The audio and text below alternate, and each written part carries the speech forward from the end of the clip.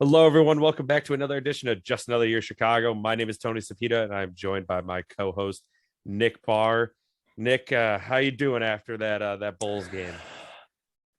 Tough, man. I got the victory headband on, and that is wrong. Okay. But I kept it on for our boy, Alex Caruso. I feel like it was necessary. He was so close to a triple double. He was the only reason I feel like we were in the game in the fourth quarter because, like, it felt like every little tip, every little second chance point we got to like stay in it was because of him. So I'm keeping the victory headband on. Don't kill me. I know we lost.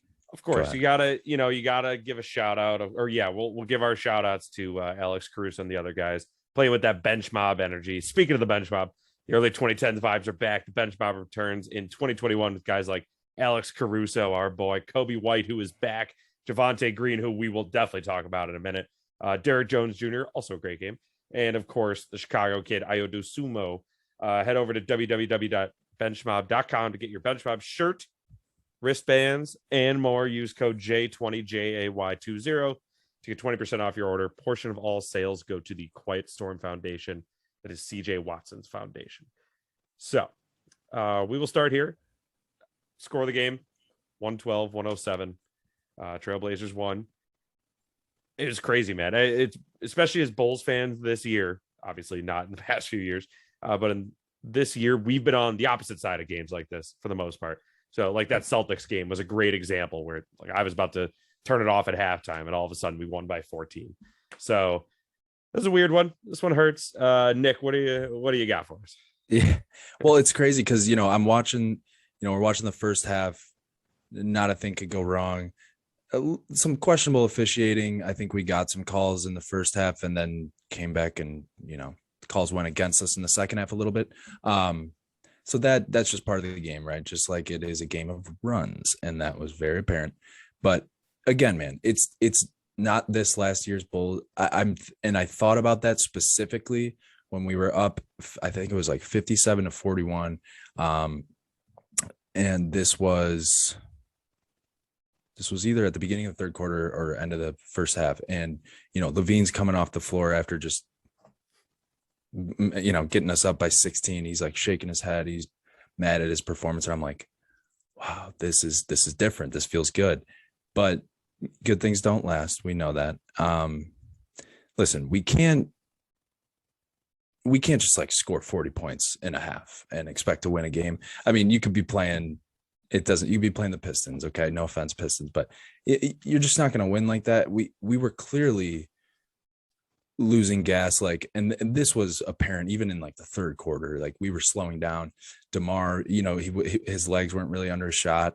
LaVine stepped up, but again, he gets caught up with the calls that he doesn't get. And then it causes some other defensive mishaps. Now, what I thought was awesome in the second half specifically was Lonzo and his like perseverance. When he wasn't getting a call, he kept going to the hoop and kind of, I know I said Caruso kept us alive, but in terms of scoring, obviously, you need that. And that Lonzo provided that spark. But I don't know, Tony, what are you thinking? What is your main takeaway from that second half? Yeah, that second half, it was a lot of panic, a lot of panicked half court sets, just kind of tossing up shots. They just weren't being patient, letting the game come to them. It felt even DeMar, like you said, he couldn't get his legs under his shots there, and it just they were firing up shots with like 12 seconds left, where they were like scrambling all over the floor for the ball, and then all of a sudden there's 4 seconds left, they're throwing up just LaVine, and he was making them in the first half. So I mean, I don't fault him for it, but he's trying to shoot these crazy fadeaways that had didn't have a prayer of going in. Yeah. It's so crazy though, the difference in that first half to second half. I've made a little note that I knew I had to share. Adam Amin and Stacey King were pointing out this was with 2 minutes left in the second quarter when LaVine had 18 points, 7 of 8 shooting from the floor, 4 or 5 from 3. He had just hit a huge 3. They were literally laughing at how like they are like this is not last year's Bulls, baby. That was the moment. Yeah. Boy, did it come out in the second half last year's Bulls. But not worried. I'm not worried. That's how I'm going to say it sucked. But no. Yeah. Agreed. And one last thing for me really was like, I think the biggest takeaway for me was that we had to play small ball and we were willing to play small ball. I think that's one of our advantages, that we can usually get away with it just because we rebound so well as a team and we're just such a good defensive team that sometimes we get away with it. But it showed when the other team wasn't willing to play along with small ball, they decided to go, hey, Nurkić is our guy. We're going to let him have a night. And I even texted you, Tony, earlier on in the night, if Nurkić is going to be the one to beat us, let it happen. Like, go ahead. I don't care. And it came back to bite us, man. And it was those boards. It was just, I mean, the 60-pound difference between him and whoever was guarding him. Derek Jones Jr. is just like staring directly up at him. Yeah. It hurt having Tony Bradley get those 2 fouls in 25 seconds, which one of them for sure was, I will say, but you can't kick out both those at the start of the game. Derek Jones Jr. playing with 5 like at halftime. I mean, it was, it was an uphill battle for sure. Yeah, definitely. And I think, again, we would be remiss. I know it's a loss, but I think just the sheer impact that, again, Alex Caruso makes is just something we got to point out. I know he's the talk of pretty much what feels to be the league. Maybe it's just our echo chamber, but I think we'd be remiss if we didn't bring up, I mean, let me just read this guy's stat line here. First of all, 4 offensive rebounds. So before you count the total rebounds, 4 offensive rebounds. Phenomenal. And they were all very impactful too, right? So that's just like that's just the element that he brings to the game. And then he had 9 assists, 2 steals, 2 blocks, and 12 points. So our boy was nearing a triple double, and that wasn't really talked about. And of course, plus minus, he's always going to be in the plus. Like I said, I mean, he's just adding those intangibles to our team. So I think, obviously we'd be remiss not to mention him, but unfortunately, Tony, it was not enough.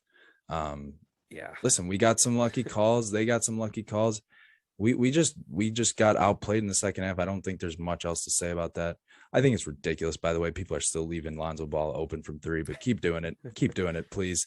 And then my only other comment would be turnovers, man. 6 turnovers just in the first 5 minutes of the second half. Again, not going to win a game playing like that. We just didn't take care of the ball, and that was right out of the gate too. So we can't be doing that. Yeah, I think we kind of hit the nail on the head when we said, not to toot our own horns here, but when we said they were tired. Vooch is out too, which, I mean, that makes it so hard to play these teams with bigger guys. I mean, it just, it's as simple as that. Alex Caruso, I was looking at the minutes. I did not realize this. So yeah, Caruso played 37 minutes. And he was not even out of gas at the end of that game. No, it was, but didn't look like it. DeMar was. He played 36. LaVine 37. Lonzo 37. So I mean, our starters were putting in work. It just before we move on to anything else, Javonte Green. I know, again, in a loss, Javonte Green. The Lakers already renamed their stadium since we've last spoken after what the Bulls did to them. Javonte Green, almost they would have just imploded that stadium, built a new one next to it, renamed it just, totally not the Portland Stadium, so Javonte Green couldn't come back and find it just to dunk on it again. That I would have shrieked if he made that. I would have shrieked.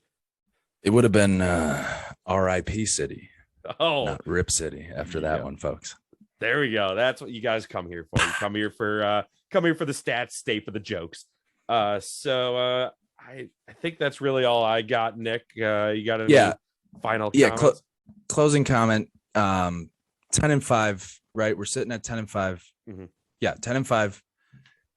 Listen, I know we want to win every game, okay? But it's a long season, guys. And this is like we said from the very start when we were talking in preseason, this is the grind right here. Of course, as the season goes on, the overall job becomes a grind, right? Because you have more miles on you. But in terms of just strength of schedule, to go 10-5 through this stretch, I think we should be happy about it. Even if we drop one to the Nuggets to end the trip, which we won't, of course.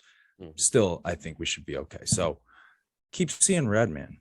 Yeah. I will. Yeah, definitely. The West Coast circus trip coming to a close, I believe, because I think we're at home on Saturday, Sunday, whatever it is. But yeah, we got the Nuggets to finish out this. I mean, it's a grind. I don't know if other teams do stuff like this, because I know the United States, it literally was for the circus was coming to town. I'm sure they're doing. I know the Hawks are up in Canada. Like the United Center is just empty, and I it probably sucks. It sucks for me. If we're recording it, it's midnight. Exactly, it's midnight. So I'm happy. 2-2 so far on what I could have easily been 0-4 coming into this season on that schedule. Oh yeah. So not going to complain too much. Let's beat the Nuggets. We got Jokic on Friday. I'm sure that'll be fun. So yeah, that'll be fun. Yeah. So with that'll do it for another episode of Just Another Year Chicago. My name is Tony Cepeda. Thanks for joining me again, Nick, and keep seeing red out there, everyone.